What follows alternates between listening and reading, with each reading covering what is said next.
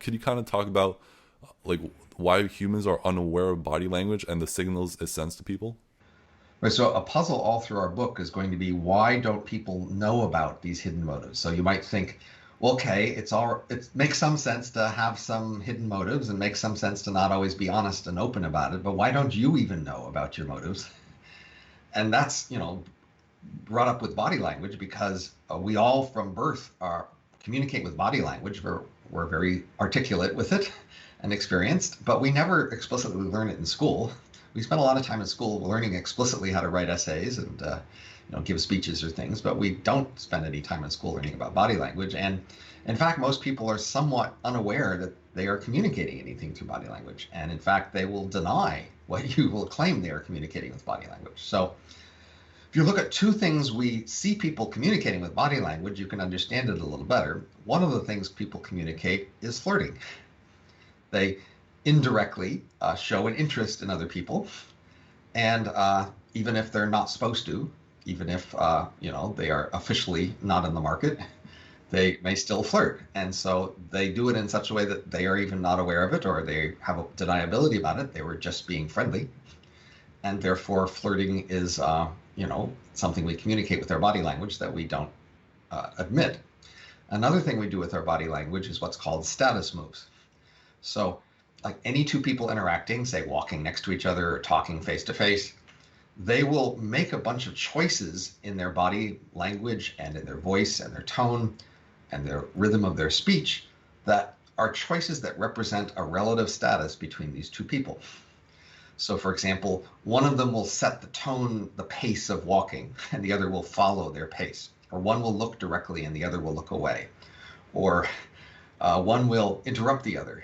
Or one will have a wide open stance with their body and the other will have a closed, protective, defensive stance with their body. Just reliably, if you watch videos of people talking to each other, you can see that they will make these status moves and typically agree on a relative status that is not equal. One of them will be higher status than the other.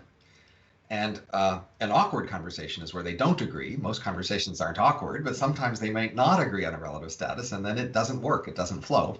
They interrupt each other both, etc. Whereas a fluid conversation, they've kind of agreed on it. Now, but if you point this out to, say, two friends who are longtime friends, that one of them is higher status than the other, they will deny it, both of them. They will say, we're just friends, we're equals, but they're not. So both of these things show you that there's a reason to not be aware of the body language, in that they are saying things that you're not supposed to be saying, and that you could therefore want to deny. And so plausibly evolution built you to be unaware of the body language because it built you both to want to communicate and to want to have a plausible deniability about what you said. Right. Yeah, it would make for a really awkward conversation, whereas like two friends turn to each other and be like, hey, I'm higher status, so follow my walking pace, or something like that. Right, because we were supposed to think we're equals if we're friends. Yeah, exactly. And there's also like just the higher status people, like as you write in the book, like they call more attention to themselves. They kind of take up more space, and it's like they also like hold more eye contact with people, and it's like all these little tiny things that people don't really realize when they're like looking at someone or having conversation with them. But like all of this like body language plays like this hidden communication in like our lives that we're like not fully aware of. And again, this is a point to pause and say, well, if you are fragile about this emotionally and you start to go see the people around you thinking they're high status than you and seeing yourself accepting that, and you get mad at that and angry and want to lash out and change it, I mean, that's not necessarily going to go well. Right. Yeah. It's ignorance is bliss in some cases, but in our case, we kind of want to understand the psychology and kind of the motives behind our actions. Right. And I suggest in particular that we focus mainly on other people's motives for other people's actions. And if you want to ask at some point, well, what are your motives? Then I would assume at that point, just assume you're like other people, unless you see some strong particular reason to think otherwise. Right. But first study other people and say, what's the best explanation for these other people's behavior?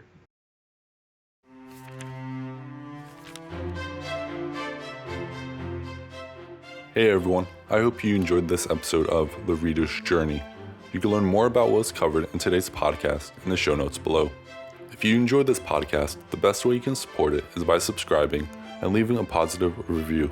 If you're looking for reading tips or book recommendations, head over to alexandbooks.com. you want to join my reading journey, you can follow me on Instagram and Twitter by searching for Alex and Books. That's all for now. Thank you so much for listening, and I hope to see you soon. Read on, everyone.